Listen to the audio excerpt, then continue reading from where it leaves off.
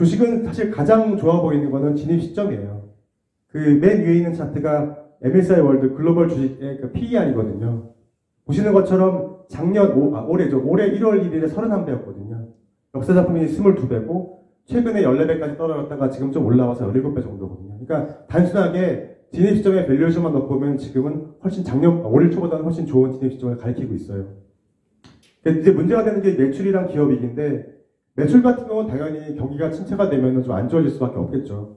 하지만 그나마 다행스러운 거는 물가가 많이 올라가 있기 때문에 초매출액 자체는 어느 정도에서 좀 방어를 할 수 있지 않을까라고 생각을 하고요. 이제 기업이익 부분인데 기업이익도 당연히 좀 안 좋아질 수밖에 없는 부분이긴 한데 지역별로 보자면 미국 같은 경우에는 아직까지는 대기업들의 기업이익은 많이 유축되지 않고 있는 상황이에요. 특히 잘 아시겠지만 비자 마스터 같은 크레딧 카드 회사들 같은 경우에는 거의 내년에 그 경기 침체가 없을 거라고 얘기할 정도로 지금 사실 수익성이 좋은 상황이기 때문에 이런 미국 같은 경우에는 대기업들의 어떤 마진의 성장이 전반적인 마진 하락을 좀 방어해 줄 수 있지 않을까라고 생각을 하고 있고 이머징 마켓 경우 같은 경우에는 앞서서 아세안의 그 차트에서 보여드렸던 것처럼 기본적으로 명목 성장이 높은 그런 수요층을 가지고 있기 때문에 전반적인 마진 하락률을 좀 방어해 줄 수 있지 않을까라고 생각을 하고 있습니다. 사실 가장 중요한 거는 이제 리더십의 변화라는 거죠. 아까 1배에서도 잠깐 말씀드렸던 것처럼 이제 기본적으로 큰 위기 다음에 어떤 리더십 변화가 오기도 하고 또 이 큰 위기 다음에 변화 중에 가장 중요해 보이는 부분이 기존의 저금리라든지 많은 유동성이 이제 끝나간다고 봐야 되잖아요. 그렇기 때문에 이 저금리와 유동성에 의해서만 기업을 영위했던 사업을 영위했던 기업들은 도태될 수밖에 없고 지금과 같은 고물가와 고금리에 적응할 수 있는 그러니까 비용 절감을 통해서 이런 혁신 기술 개발에 투자를 했던 그런 기업들로의 어떤 리더십 변화가 분명히 있을 것 같고요. 이런 측면에 좀 관심을 가져야 되지 않을까라고 생각을 합니다. 이 아래 보시는 거는 뭐냐면요. 이 차트가 JP모간의 LTCMA라고 해서 롱텀 캐피탈 마켓 어썸션이라고 해서 매년 10년 예측 기대 수익률을 발표하는 자료예요. 보시면은 이게 2022년, 이게 2023년인데 이게 아까 말씀드렸던 것처럼 10년, 15년 예상 기대 수익률이기 때문에 딱 올해 기대 수익률은 아니고요. 하지만 작년 대비 올해 초 대비 내년 초에 생각하는 향후 10년 기대 수익률은 대부분의 지역에서 4% 이상 높아지고 있는 상황이에요. 그만큼 실질적으로 지금은 경기 침체 위험이 있다고 하더라도 진입 시점으로서는 분명히 좋아지고 있다고 생각하셔도 될 것 같아요. 자, 그 우측으로 넘어가 채권 시장에 대해서 간단하게 좀 말씀드릴게요.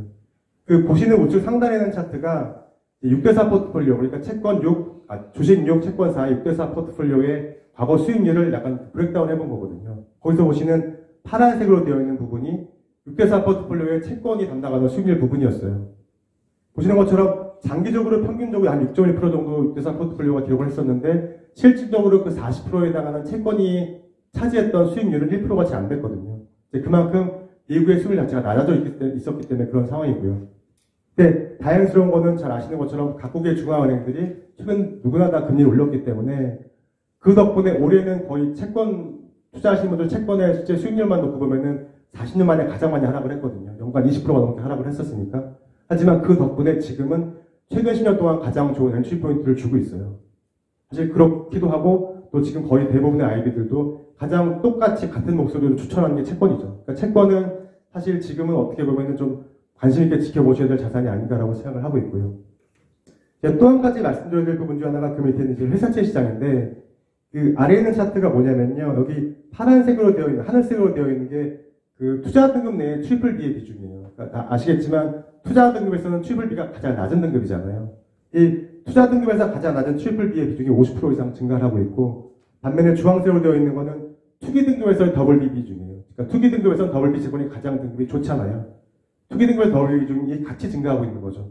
그러니까 바꿔 말하면은 투자 등급의 질은 좀 안 좋아지고 투기 등급의 질은 좋아진다는 얘기죠. 그렇다고 하면은 이 투자 등급과 투기 등급의 스프레드가 줄어들어야 되는데 그렇지 않았죠. 그 이유는 잘 아시겠지만 대부분의 글로벌 투자자들 또는 저희도 마찬가지고 우리나라도 마찬가지고 이 투자 등급 채권에 대한 수가 꾸준히 증가하고 있기 때문이에요. 사실 제가 옛날에 보험회사에서 처음 이 해외 출장 시작했을 때만 하더라도 금융회사 정도가 투자 등급 채권을 사야 됐었거든요. 근데 지금은 감독 당국의 규제가 너무너무 심해지다 보니까 일반 기업들이 기업들이 채권을 사더라도 투자 등급을 사야 돼요.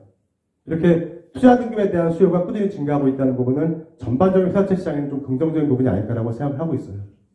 또 한 가지가 잘 아시는 것처럼 이 실업률 부도율 자체는 좀 왔다 갔다 할 수 있거든요. 하지만 전반적으로 좋아지고 있는 게 리커버리 레이시죠. 그러니까 그만큼 기본적인 펀더멘털이 좀 좋아지고 있다고 보셔도 될 것 같아요. 네, 지난주에 그 전 세계에서 가장 큰 PE 회사인 블랙스톤에서 그 프라이빗 랜딩 펀드 환매 제한, 환매 중단 나와서 좀 그게 큰 이슈가 됐었는데 아직까지는 퍼블릭 마켓에서는 그런 위험은 보이지 않는다고 보셔도 될 것 같아요. 그래서 일도도 높아져 있기 때문에 이제 어떤 회사채 시장도 좀 주의 있게 보실 필요가 있지 않을까라고 생각을 합니다. 자, 그리고 자본시장에서는 마지막으로 이제 헤지펀드나 이제 대체 자산에 대해서 간단히 말씀드릴게요. 이 헤지펀드는 나중에 좀 더 자세하게 말씀을 드리겠지만 역시 이 LTCM에서는 모든 전략별로 2% 이상 작년보다는 좋은 엔트리 포인트라고 얘기를 하고 있어요. 근데 그 이유는 아래 보시는 것처럼 알파 트렌드가 좋아지기 때문인데 그 이유가 뭐냐면은 사실 이 헤지펀드라는 거는 아시는 분들도 계시겠지만 일반 주식이나 채권과는 다르게 어떤 기회에 투자하는 거거든요. 그러니까 주식이나 채권이 시간에 투자하는 투자라고 한다면 이 헤지펀드는 기회에 투자하는 펀드거든요. 어떤 알파 투자 기회가 생겼을 때 그 기회에 들어가서 그 이익을 추구하는 그런 전략이기 때문에 기본적인 투자 기회가 확대가 되고 있다고 보셔도 될 것 같아요. 그 이유는 변동성도 증가하고 있고 또 큰 틀에서의 매크로 변수들이 움직이고 있기 때문에 이런 어떤 그 매크로 알파 트렌드가 좋아지면서 헤지펀드는 전반적으로 좀 좋아지고 있는 상황이라고 보셔도 될 것 같고요. 그 다음에 이제 리츠에 대해서 간단히 말씀드릴게요. 리츠는 잘 아시는 것처럼 기본적으로 고물가 대응력이 있는 자산이죠. 그죠? 뭐 최근 들어 많이 빠지긴 했지만 어느 정도의 높은 물가가 유지가 된다고 하면 사실 상당히 투자 포인트가 있는 자산이에요. 그런데 이 리츠가 올 들어 많이 빠졌던 가장 큰 이유 중에 하나는 뭐 잘 아시겠지만 리츠는 이제 레버리지를 많이 쓰니까 이 레버리지의 비용 부담이 증가하지 않겠냐는 부분이었거든요. 근데 다행스럽게 렌트도 같이 올랐기 때문에 이 레버리지에 대한 다른 비용 증가를 어느 정도 상쇄할 수 있지 않을까라고 생각을 하고 있어요. 근데 그것보다도 가장 저희가 리츠를 지금 상황에서 좋게 보는 이유는 밸류에이션이에요. 아까도 말씀드렸던 것처럼 지금 거의 우리나라도 마찬가지고 아까 말씀드렸던 블랙스톤 같은 경우가 이번 주에 그 프라이빗 랜딩이 판매 중단됐다고 하면 그 전주에 프라이빗 부동산 펀드가 판매 중단됐었거든요. 그만큼 이 모든 전 세계 부동산 시장의 부동산 가격이 만만한 경기 침체가 아니라 매우 심각한 경기 침체를 가리키고 있거든요. 그렇기 때문에 앞서 말씀드렸던 것처럼 만약에 완만한 경기 침체로 지나갈 수 있다고 한다면 지금의 할인율은 상당히 좋은 투자 시점을 가리키고 있다고 저는 생각을 하고 있어요. 그래서 리츠도 좀 관심 있게 보실 필요가 있을 것 같고, 그다음에 인프라스트럭처인데 뭐 잘 아시겠지만 인프라스트럭처 역시 매우 강한 물가 방어력이 있죠. 그 우측에 보시는 차트가 뭐냐면 그 유틸리티 기업들의 투자 보수율 얼라우드 ROE라고 하잖아요. 이거하고 물가랑 상관관계예요. 보시는 것처럼 물가와 상당히 유사한 상관관계, 높은 상관관계를 가지고 있죠. 이 이유가 우리나라는 꼭 그런 것 같지 않지만 일반적으로 이제 외국 같은 경우에는 이 유틸리티 기업들한테 이 관계 당국, 감독 당국이 유틸리티 기업들의 비용이 증가하기 시작한 한 1, 2년 정도 있다가 이 투자 보수율을 높여주기 시작을 해요. 그러니까 그만큼 사용하는 사용자들이 이 정도의 투자 보수, 뭐 예를 들면 뭐 전기값이라든가 이런 거를 올려도 받아들일 수 있다고 생각하는 시점에서 이 투자 보수율을 올려주거든요. 그게 한 2년 정도 걸린다고 보고 있고 실질적으로 유틸리티 기업들의 어떤 그 비용이 증가하기 시작한 게 1년 전이기 때문에 내년부터는 이 투자 보수율도 올라갈 거라고 생각을 하고 있어요. 또 한 가지는 상당히 다양한 투자 기회가 확대가 되고 있다는 거죠. 그러니까 앞서 일부에서도 말씀하셨던 것처럼 강력한 인프라 투자가 지금 진행이 되고 있고 거의 2045년까지 한 50개국에서 93트릴리언 달러 정도의 인프라스트럭처 그 개발 계획이 이미 잡혀있는 상황이거든요. 이런 부분을 감안하면 인프라도 상당히 높은 투자 포인트를 가지고 있다라고 저희는 생각을 하고 있습니다. 이 슬라이드가 뭐냐면 이제 저희가 운영하는 그 포트폴리오 중에서 어떻게 보면 저희가 가장 플렉십이라고 생각하는 자산 배분형 포트폴리오를 실제 올해 어떤 비중으로 움직여 왔는지를 보여드리는 슬라이드예요. 사실 올해 초 같은 경우는 뭐 시장은 좀 어렵긴 했지만 저희가 생각하기에는 접근을 하기는 그렇게 어렵지 않았어요. 왜냐하면은 잘 아시겠지만 물가도 계속 올라갈 거고 금리도 올라갈 거고 또 시장은 좀 안 좋아질 수밖에 없기 때문에 처음에 저희가 짰던 포트폴리오는 당연히 금리가 올라갈 거로 예상했기 때문에 채권을 아예 하지 않았고요. 그 대신 금리가 올라갈 때 수익을 낼 수 있는 금리 헤지 포트폴리오, 그다음에 리츠, 그다음에 커머디티 가격은 어차피 올라갈 거라고 봤었기 때문에 실물 자산에 투자하는 매크로 헤지 펀드, 그리고 배당주, 주식 관련 헤지 펀드 40% 이렇게 시작을 했어요. 그리고 이게 사실 올해 1월 1일부터 11월 말까지의 비중 변화인데 보시는 것처럼 상반기에는 거의 비중 변화가 없었어요. 종목 교체가 없었어요. 작은 비중 조절만 좀 있었고 종목 교체는 없었고 한 7월 정도의 실물 자산, 이때가 뭐였냐면 유가가 어느 정도 고점을 찍고 하락할 거라고 생각을 해서 유가의 엑스포저가 많은 실물 자산을 정리하고 본격적 자산 배분 펀드로 교체를 해줬고요. 보시는 것처럼 가장 실질적으로 많이 교체를 했던 게 11월 달이에요. 이게 아까도 말씀드렸던 것처럼 10월 물가가 발표된 다음에 이제는 페드가 어느 정도 긴축의 속도를 줄여나가겠구나라고 10월 물가로 그걸 확인한 다음에 11월 달에 처음으로 그동안 뭐 보시는 것처럼 이게 각 펀드들의 저희가 투자했던 펀드들의 수익률이거든요.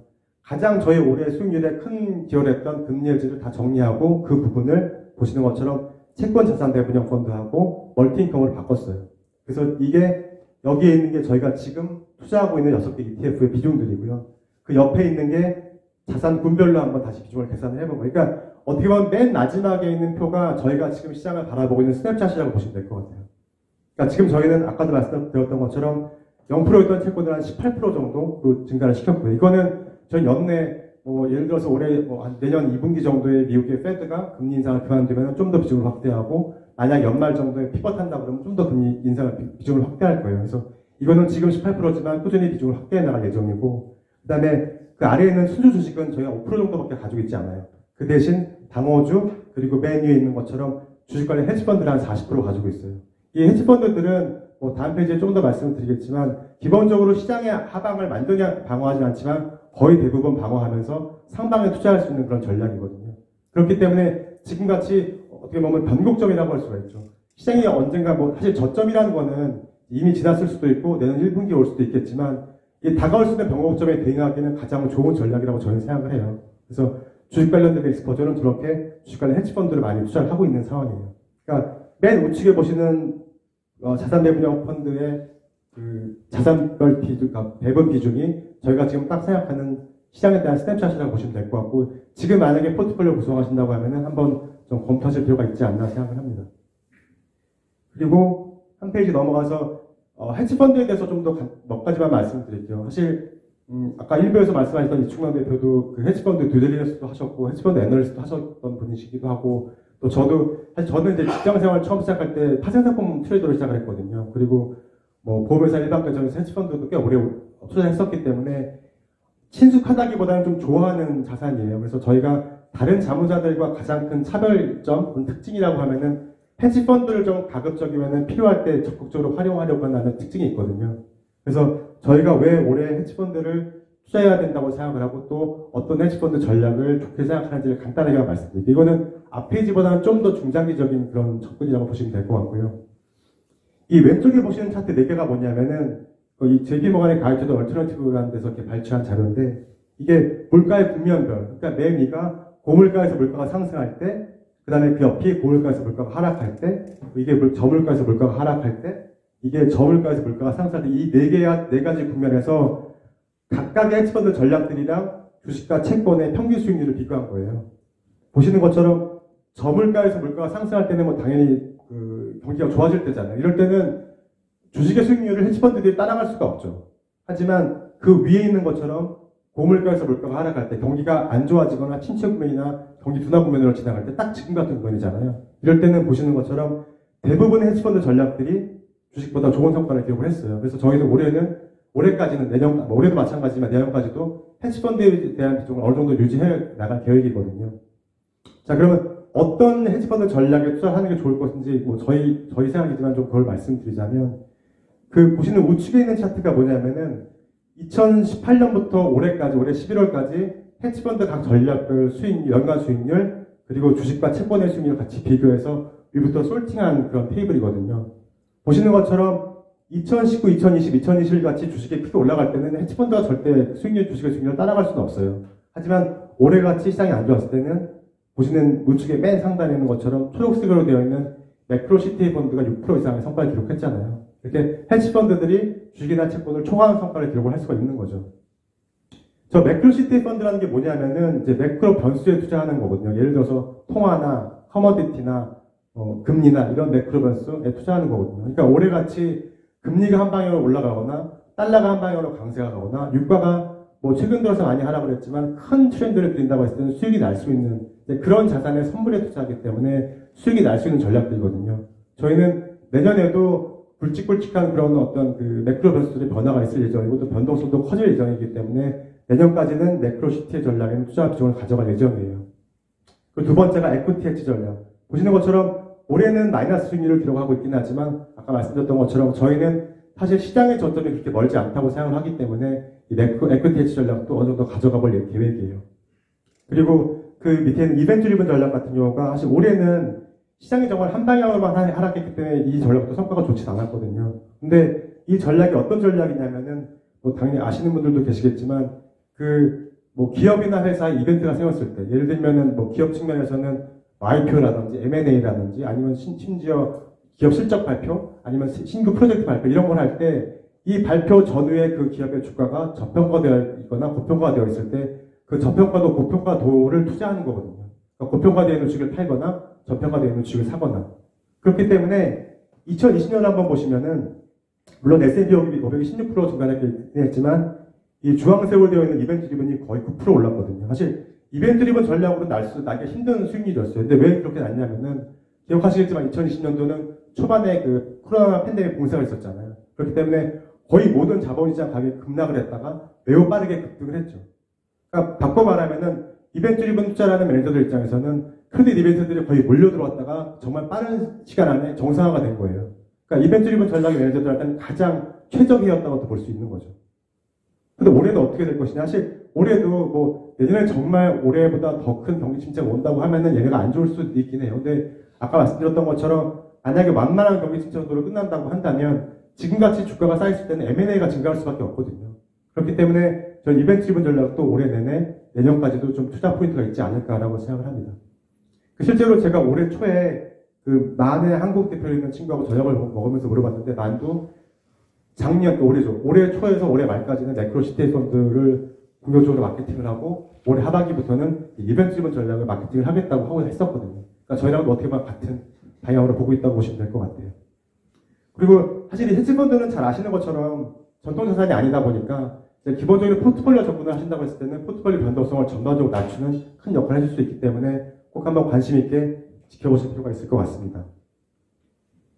그리고 이제 마지막으로 좀 이렇게 앞에는 좀 복잡한 내용이 들어있었다고 하는데 이거는 이제 더 장기적인 얘기이기 때문에 또 아까 1부에서 많이 겹치는 부분이 있으니까 좀 편하게 들어주시면 될 것 같아요. 글로벌리제이션에 대한 투자죠. 여기부터 하는 건 어떻게 보면은 단기, 중기적인 대응보다는 좀 더 장기적인 대응이라고 보시면 될 것 같은데, 글로벌리제이션이라고 여러분 잘 아시는 것처럼 이 선진국의 그 기술력이 값싼 노동력이 있는 개도국으로 가서 어떻게 큰 글로벌리제이션이 완성이 되는 거잖아요. 근데 그러다 보니까 이 글로벌리제이션이 가져다는 가장 큰 장점은 국가 간의 개도국과 선진국 간의 그런 부의 격차를 많이 줄여준 건 사실이에요. 또 하나가 물가를 정말 많이 낮춰주는 것도 사실이죠. 그죠? 예를 들어서 97년도랑 팬데믹 이전으로 비교했을 때 같은 퀄리티의 신차 가격은 3% 정도 증가를 했대요. 한 20여 년 동안. 근데 반면 의류 가격은 같은 퀄리티의 의류 가격은 10% 하락을 했고 같은 퀄리티의 장난감 가격은 70% 하락을 했고 또 같은 퀄리티의 TV는 거의 98% 하락을 했다고 합니다. 그러니까 바꿔 말하면은 97년도랑 똑같은 퀄리티의 TV는 지금 거의 공짜로 할 수 있는 거예요. 이걸 가능하게 만들어줬던 게 글로벌리제이션이기도 했던 거죠. 근데 반대급부로 이 글로벌리제이션이 갖다주는 부정적인 부분이 뭐였냐면 국가 간의 부의 격차는 줄어졌다고 하더라도 자국 내의 비교 요소는 오히려 더 크게 확대를 시켰어요. 그러니까 글로벌리제이션에 편승할 수 있는 사람들은 뭐 그런 기업들은 부를 많이 축적을 하는 데 비해서 여기 편승하지 못했던 기업들은 도태가 될 수밖에 없었던 거죠. 또 거기다가 그 GFC 글로벌 파이낸셜 위기 이후에는 힘 있는 나라들 위주로 자국에 유리한 그런 무역 협정을 많이 가져가기 시작을 했죠. 그러니까 실질적으로 안에 많은 균열이 생기기 시작했던 거예요. 그렇기 때문에 올해 있었던 뭐 우크라이나 러시아 전쟁이 없었다고 하더라도 이미 글로벌리제이션은 와해될 수밖에 없던 그런 국면이 아니었다라고 저는 생각을 해요. 거기다가 여기 보시는 것처럼 그 올해 우크라이나 전쟁 이후에 이 글로벌 지오폴리티컬 리스크 자체가 많이 높아져 있기 때문에 이 글로벌리제이션의 탈글로벌리제이션을 훨씬 더 가속화시키고 있다고 보는 거죠. 그래서 이런 글로벌리제이션에서 탈동조화로 가는 과정에서 좀 수혜를 받을 수 있다고 생각하는 뭐 지역이나 업종들을 좀 말씀을 드리자면 일단 당연히 탈동조화를 주도할 수 있는 미국 같은 나라가 될 수 있겠고요. 그 다음에 아시아 지역은 상대적으로 다양한 상품 라인을 가지고 있고 또 거기다가 좀 강한 상대적으로 강력한 인바운드 수출처를 가지고 있기 때문에 아시아 지역은 상대적으로 좀 덜 영향을 받을 수 있을 것 같고요. 그 다음에 헬스케어, 금융 서비스 같이 당장 개도국이 가져갈 수 없는 그런 기술력들을 가지고 있는 업종들 이런 업종들은 어쩔 수 없이 프리미엄을 받고 이제 수입을 해야 되기 때문에 이런 부분들은 추가적으로 좀 좋은 투자 포인트가 있을 것 같고 또 당연히 공급망이 재편되어야 되기 때문에 인프라 관련 업종, 그다음에 맨 마지막에 또 역시 당연히 디지털 주권이 강화될 수밖에 없기 때문에 사이버 보안, 이런 업종들은 상당히 큰 투자 포인트가 있지 않나라고 생각을 합니다. 그리고 우측으로 넘어가서 이 탈동조합뿐만이 아니라 또 하나 이 탈동조합과 같이 맞물려 들어가는 게 글로벌 교육이잖아요. 보시는 것처럼 이 글로벌리제이션이라는 게 급속도로 확장이 되기 시작을 하면서 1990년부터 2005년까지 한 15년 동안 글로벌 상품 개혁은 매년 연간 7.6%로 증가합니다. 하지만 최근 들어서 그 이후 15년 동안, 그러니까 2005년부터 현재까지는 그 성장률 자체가 반으로 줄었어요. 반면에 보시는 하늘색으로 되어 있는 서비스 교육은 그 2배 이상의 빠른 속도로 증가합니다. 당연히 어떤 기술 개발이 있었기 때문이고요. 정보통신 관련 기술 개발이 있었기 때문에 가능했던 부분이었고요. 그렇기 때문에 이런 어떤 교육의 트렌드 자체, 그러니까 탈동조화가 심해지면 탈동조화가 가속화되면 가속화될수록 당연히 서비스 교육의 증가, 그 비중은 더 확대될 수밖에 없는 그런 상황이고요. 그러다 보니까 이 서비스 교육망을 강화시킬 수 있는 정보통신 기술이라든지 아니면 또 최저 생산 비용을 가능하게 해줘서 기존의 그 값싼 노동력이 있던 개도구에서의 못하는 공부를 메꿔줄 수 있는 로보틱스, 자동화, 3D 프린팅, VR 이런 업종들은 장기적으로 큰 투자 테마가 있다고 저희는 생각을 하고 있어요. 그리고 마지막으로 아까도 잠깐 언급했던 것처럼 100억 인구가 사는 지구라는 거죠. 그러니까 인구가 증가할 수밖에 없기 때문에 이 위에 있는 차트는 뭐냐면은 이제 그 2020년, 2050년, 2100년도에 각 그 글로벌의 탑10 인구 국가들을 한번 예상을 해본 거거든요. 보시는 것처럼 그나마 지금은 이제 미국이라고 들어가 있지만 나중에 2100년도에는 선진국은 하나도 안 들어가 있는 거죠. 그러다 보니까 이 탑10 국가들이 전 세계 GDP에서 차지하는 비중도 55에서 30%대로 낮아질 수밖에 없고요. 그렇다고 해서 이 2100년도에 탑10 인구를 가지고 있는 국가들이 다 좋아지거나 그렇진 않죠. 사실 인구 배달 효과라고 들어보셨겠지만 이 인구 배달 효과가 단순히 그냥 어떤 인구만을 의미하는 건 아니잖아요. 보시는 것처럼 출산율, 기대수명 또는 이민 정책, 여기 이런 걸 합친 어떤 인구 함수하고 정보 정책이라든지 인프라라든지 글로벌 공급망에 융합할 수 있는 정도를 합친 효율성의 함수가 갖춰져가지고 인구 배달 효과가 결정이 되기 때문에 저희가 생각하는 어떤 향후 장기적으로 투자가 유망한 지역이나 또 국가를 생각한다면은 인도, 베트남, 말레이시아, 남아공, 사우디아라비아 이 정도가 인구 증가 플러스 강력한 정부 정책을 가지고 있고 또 특히 글로벌 캐피탈에 들어갈 수 있는 플랫폼을 가지고 있는 나라라고 저는 생각을 하고 있어요. 거기다가 추가한다면은 인도, 베트남 같은 경우에는 추가적인 교육 플랫폼을 더 좋은 교육에 대한 플랫폼을 가지고 있기도 하고요. 그리고 나이지리아, 케냐 같은 경우는 정부 정책이 좀 더 강력한 드라이브가 필요한 그런 나라로 볼 수가 있겠고 중국은 인구 배달 효과는 이미 감소하고 있긴 하지만 워낙 강력한 정부의 정책적인 그 드라이브가 있을 수 있기 때문에 좀 주의 깊게 봐야 되는 나라가 아니다라고 생각을 하고요. 이 100억 인구가 사는 지구에서 저희가 좀 주목해야 될 섹터라고 보면은 당연히 에너지 수요가 증가할 수밖에 없기 때문에 탄소 중립이나 원전 관련 업종들, 그 다음에 역시 2045년까지 도시인구가 1.5배 증가할 거라고 보고 있기 때문에 친환경 건물이라든지 전기차 인프라, 효율적인 전력망 관련된 투자가 중요해 보이지 않나라고 생각을 해요. 그리고 또 이 해상운송 같은 경우에는 전체 온실가스에서 3% 정도밖에 배출을 안 하긴 하지만 전체 운송량의 90%를 담당하고 있거든요. 그렇기 때문에 이 운송이라는 업종도 장기적으로 좋은 투자 포인트가 있긴 한데 투자하시기에는 워낙 변동성이 큰 업종이기 때문에 좀 유의하실 필요가 있을 것 같고요. 맨 마지막에 식량. 사실 이거 워낙 너무 잘 아시는 테마긴 한데 그 위에 보는 차트가 뭐냐면은 국가별로 1인당 육류 소비량을 한번 그려본 거예요. 그러니까 위로 올라갈수록 고기를 많이 먹는 나라고 아래로 내려갈수록 고기를 덜 먹는 나라고 오른쪽으로 갈수록 잘 사는 나라, 왼쪽으로 갈수록 못 사는 나라라고 보시면 돼요. 그러니까 지금 현재 가장 고기를 많이 먹는 나라는 홍콩이고 그다음에 미국이고 왼쪽으로 내려와서 가장 고기를 적게 먹는 나라는 나이지리아, 방글라데시, 파키스탄 그렇죠. 그러니까 고령화가 되고 잘 살수록 고기를 많이 먹고 노동인구가 젊고 못 사는 나라일수록 고기를 덜 먹고 있다는 거죠. 그러니까 이렇게 기본적으로 나라가 잘 살아지면서 육류 소비량이 증가한다고 하면은 사실 식량난은 당연히 있을 수밖에 없는 그런 상황이기 때문에 식량 관련돼서도 역시 대체 식량에 대한 부분이라든지 아니면 지속적 가능한 농기계 기술 관련된 업종들은 저희가 장기적인 투자 포인트가 있다고 생각을 하고 있습니다. 올해 저희가 운영했던 포트폴리오만 간단하게 말씀을 드리고 넘어가도록 하겠습니다. 이 위에 보시는 자산 배분형, 대체 투자형, 혁신 테마형, 안정형 이 네 가지가 저희가 올해 초부터 운영했던 포트폴리오고요. 그리고 맨 우측이 연초 이후 수익률, 기간 수익률들인데 아래는 이제 똑같은 데이터 차트를 그려봤고요. 저희 위클리 운영 보고서를 매주 받아보시는 분들도 계실 텐데 저희가 위클리 자료에는 달러 수익률이랑 달러 차트를 그렸거든요. 근데 코스피랑 같이 비교하기 위해서 사실 저도 처음으로 원화 수익률이랑 워낙 그 기준가를 그려봤는데, 보시는 것처럼 맨 우측에 연초 이후 수익률이 자산 배분형이 15%, 대체 투자는 11% 정도, 혁신 탄압을 많아서 7%, 안정이 6% 정도, 그리고 코스피는 17% 정도 하락을 하고 있고, S&P 500 같은 경우도 이게 원화로 환산했기 때문에 마이너스 7%거든요. 원화 환산한 수익률이라고 보시면 되는데, 물론 저희가 처음에 이 포트폴리오 운영할 때는 이제 달러 기준으로도 연 10% 정도는 내고 싶었던 그런 포트폴리오들이거든요. 근데 사실 그렇게 못 냈긴 했지만 그래도 우리나라 코스피 대비 또 원화 절상도 일종의 투자라고 본다면은 저희가 원하는 정도의 수익률은 아니긴 했지만 어느 정도는 시장에는 잘 대응을 하지 않았나라고 생각을 하고 있어요. 근데 내년 이맘때쯤 다시 이런 기회가 생기면은 저희가 달러 기준 수익률도 저희가 원하는 정도의 수익률을 낼 수 있었으면 하는 바람이 있습니다.